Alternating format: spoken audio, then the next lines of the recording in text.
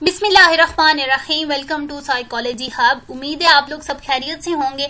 आज हम नहीं करना है कॉग्निटिव साइकोलॉजी का। बेसिकली हम बात पिछले कुछ लेक्चर से, बल्कि तकरीबन जो हमारा फाइनल टर्म का जितना भी सिलेबस है वो मेमोरी से रिलेटेड है। पहले हमने शॉर्ट टर्म मेमोरी पे बात की और अब हम कर रहे हैं लॉन्ग टर्म मेमोरी पे। पिछले लेक्चर में भी हमने पढ़ा था कि फॉरगेटन मेमोरी एग्जिस्ट। हमने उसके बारे में तकरीबन 2 एक्सपेरिमेंट पढ़े थे। आज भी हम उसी को लेकर चलने वाले हैं।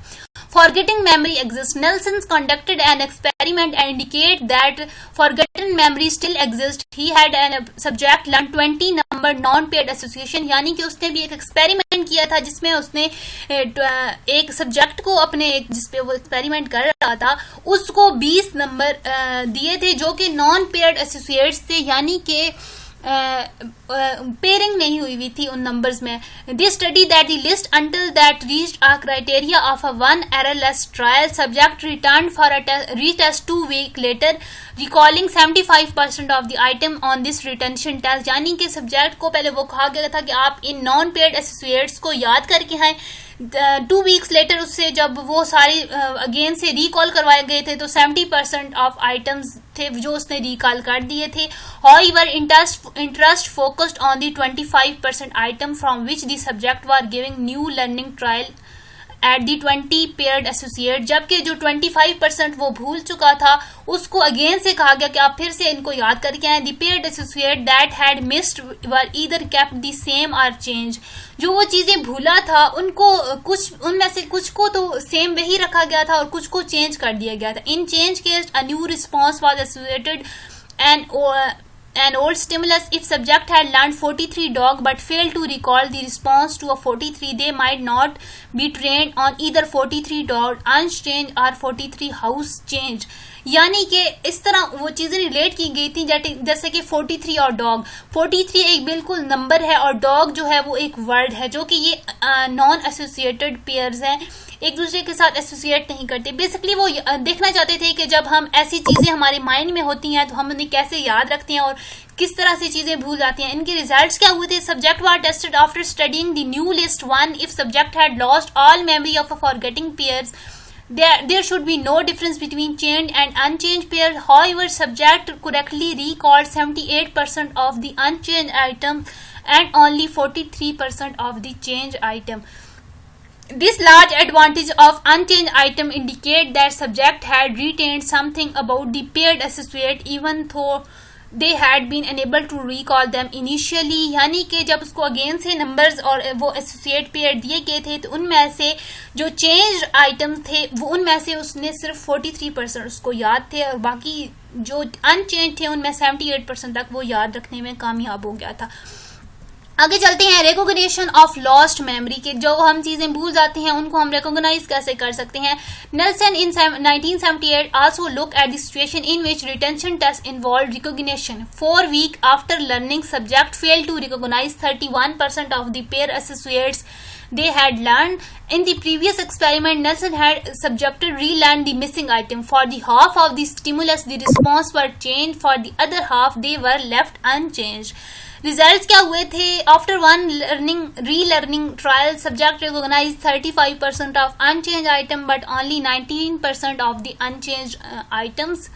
अच्छा, यहाँ पे वो बातें बेसिकली वही कर रहे हैं जो हम पीछे कर चुके हैं। जो इंपॉर्टेंट चीज है वो मैंने हाईलाइट की है। The recognition retention test should have been very sensitive to whether subject have anything in memory. Even when the subject failed in the sensitive test, this appeared to be some evidence that a record of the item is still in memory. The evidence that relearning was better for the unchanged than the changed pair. Sorry. Here is the one example where recognition is worse than recall, yet memory is still here। यानी कि वो कह रहे हैं कि अगर कोई चीज हमारे माइंड में पहले से है तो उसे रिकॉल करना या उसे रिकॉग्नाइज करना बहुत आसान हो जाता है as compare to a new thing जो हमने न्यू याद करनी है। रिप्रेजेंटेशन ऑफ अ नॉलेज हमने बात करनी है कि अगला जो बेसिक टॉपिक हमारा स्टार्ट हो गया है वो है रिप्रेजेंटेशन ऑफ नॉलेज के। जब हमारी मेमोरी में यानी कि लॉन्ग टर्म मेमोरी में चीजें हम स्टोर करते हैं, नॉलेज रखते हैं, तो कौन कौन सी स्ट्रेटजीज हैं जिसके थ्रू नॉलेज वहां होता है। It is an issue of a long-term memory. That deal in what form the knowledge stored in long-term memory. The main issue of representation of knowledge are issue कौन सी है, digital versus analogue, यानी कि जब दो किस्म की information हो, एक डिजिटल इंफॉर्मेशन और एक एनालॉग इंफॉर्मेशन हो, तो वो मेमोरी में कैसे रहेगी. Prepositional network versus images, dual code theory, categories and concepts, defining features यानी कि नेसेसरी फीचर्स और सुफिशिएंट फीचर्स. सबसे पहला जो हमारा टॉपिक है वो है डिजिटल वर्सेस एनालॉग. बेसिकली जो ये टर्म है डिजिटल वर्सेस एनालॉग, ये है कंप्यूटर टर्म, ठीक है. यहाँ पे बाइनरी नंबर्स और वो चीजें आ जाती हैं, लेकिन यहाँ पे मैं जस्ट समझाने के लिए, उन्होंने तो कुछ भी नहीं लिखा हुआ हमारे नोट्स वालों ने, पता नहीं इसमें बहुत सी चीजें आगे भी आप देखेंगे अजीब सा उन्होंने डिजाइन किया हुआ है नोट्स को. मुझे नहीं कि ये बात भी अच्छी नहीं लगी थी. डिजिटल वर्सेस एनालॉग में क्या कहे, जो एनालॉग इन्फॉर्मेशन होती है वो कॉन्टिन्यूसली होती है, बिल्कुल एक सीध में चलती जाती है, जबकि जो डिजिटल इन्फॉर्मेशन होती है वो कॉन्टिन्यूस नहीं होती. तो इसकी वजह से ये प्रॉब्लम होती है. इसको जब स्टोर करना होता है तो बेसिकली हम प्रॉब्लम से बात करें कि कौन कौन सी प्रॉब्लम्स होती हैं लॉन्ग टर्म में इंफॉर्मेशन जो होती है उसके साथ.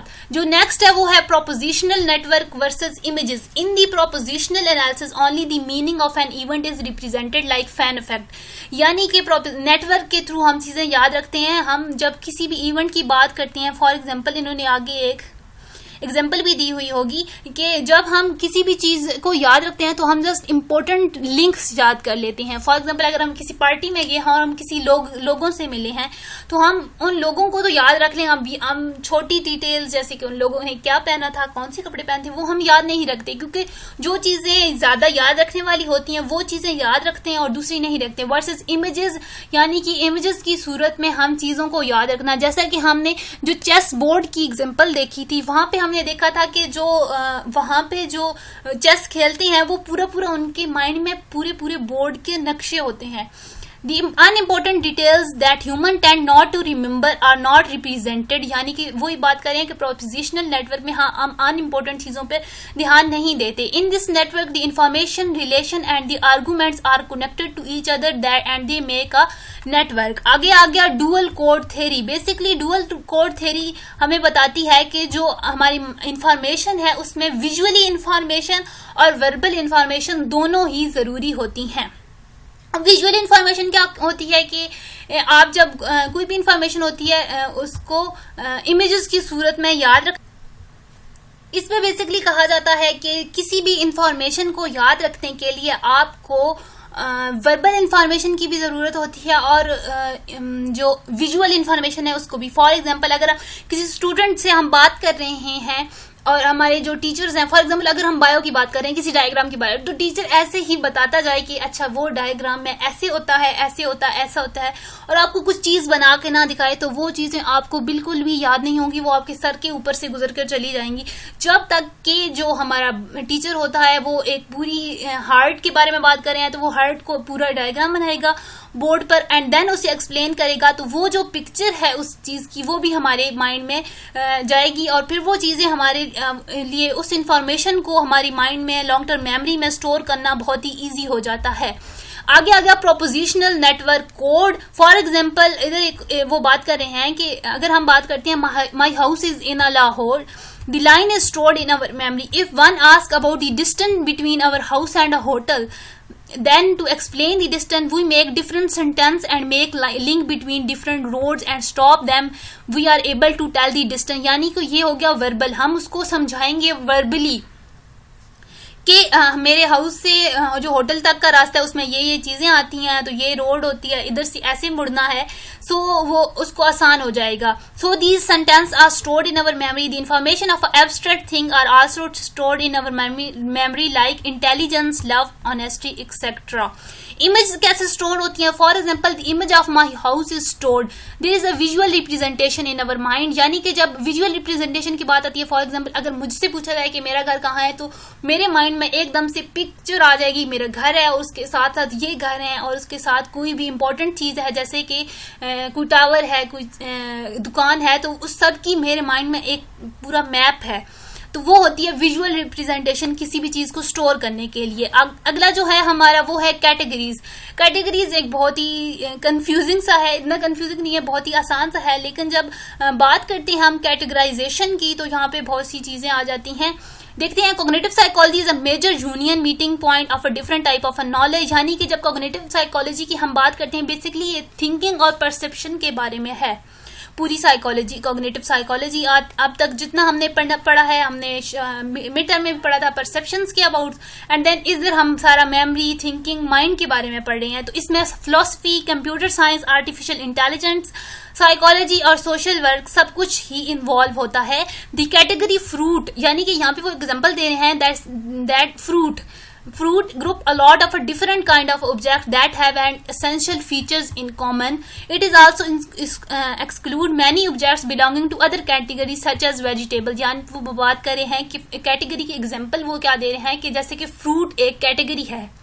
जब हम फ्रूट के बारे में आपको कोई कहता है तो आपके माइंड में एकदम से आपको पता चल जाता है अच्छा फ्रूट ये होता है और इसके ये एग्जांपल्स हैं। जबकि अगर हम फ्रूट और वेजिटेबल के बारे में देखें तो ये दोनों बिल्कुल अलग चीजें हैं। वेजिटेबल एक अलग कैटेगरी है, इधर एक और एग्जांपल है जैसे कि फर्नीचर एक अलग कैटेगरी है और व्हीकल्स एक अलग कैटेगरी है। इन सब के बारे में आगे बड़ी डिटेल से बातें करनी है। Traditionally we have defined category as having necessary and sufficient features, ये भी हम आगे जाके देखने वाले हैं।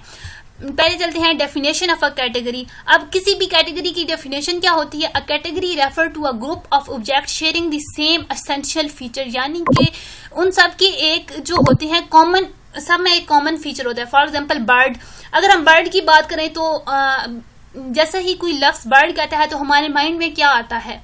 हम कहते हैं कि अच्छा बर्ड है तो उसके दो पर होंगे और वो उड़ता होगा, तो इसी ऐसी चीज को हम बर्ड कहते हैं। जब फर्नीचर की बात आती है तो हम कहते हैं अच्छा ठीक है, जो नॉन लिविंग चीजें होती हैं घर में वो सारी फर्नीचर में हम डाल देते हैं। जब फ्रूट की बात करते हैं तो हमारे माइंड में बिल्कुल अच्छा ठीक है, फ्रूट होता है, बहुत से स्वीट फ्रूट होते हैं, उसके अलावा सॉर फ्रूट होते हैं, लेकिन ये होते तो सारे फ्रूट ही हैं। देन रॉबन क्या होता है? रॉबन एक बर्ड है, बेसिकली अमेरिकन बर्ड होता है रॉबन।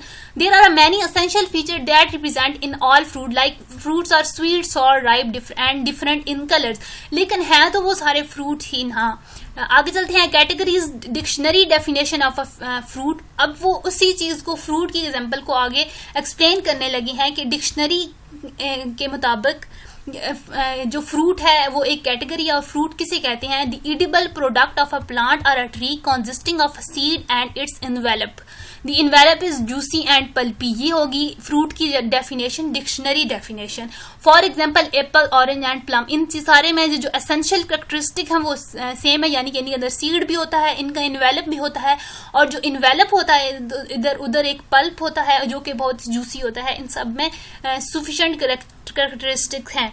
नेसेसरी एंड सफिशिएंट कैरेक्टरिस्टिक्स देखें, edible, contain seed and juice, pulpy, envelope. Examples orange, apple, mango, ये तीनों सेम हैं।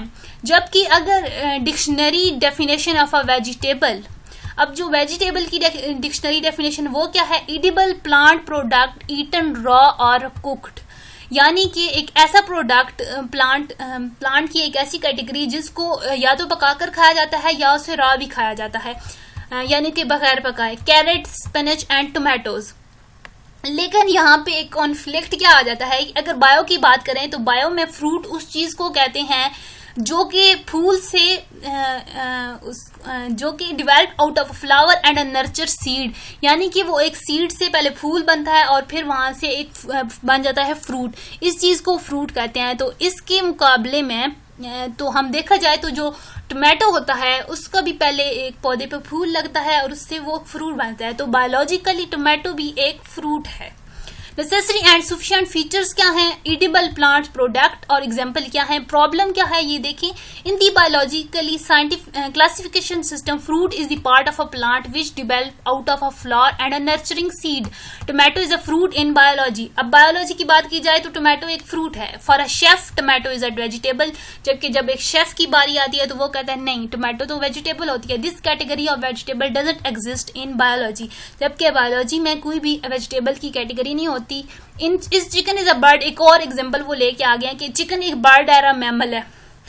बायोलॉजिकली अगर देखा जाए तो जो चिकन है वो बर्ड भी है और एनिमल भी है, जबकि अगर एक आम आदमी के बारे में देखा जाए तो वो कहेगा कि बिल्कुल नहीं, चिकन तो बर्ड नहीं है, बल्कि क्योंकि बर्ड तो उड़ते हैं तो चिकन कहाँ से उड़ सकता है, इसलिए वो कहेगा कि बिल्कुल भी नहीं, चिकन एक एनिमल है। देखते हैं, categories are not at clean as philosophers would have linked them to be in biology. Chicken is an animal and a bird. For a lay person एक आम आदमी होता है, उसको कहते हैं bird have to be able to fly. It is a necessary feature of a category of a bird, so people consider the chicken as animal because they eat it. But biologists consider chicken as a bird and animal. Categories are very important, like letters are categories. If we know the categories of a things, we can recognize them even we don't know the exact thing.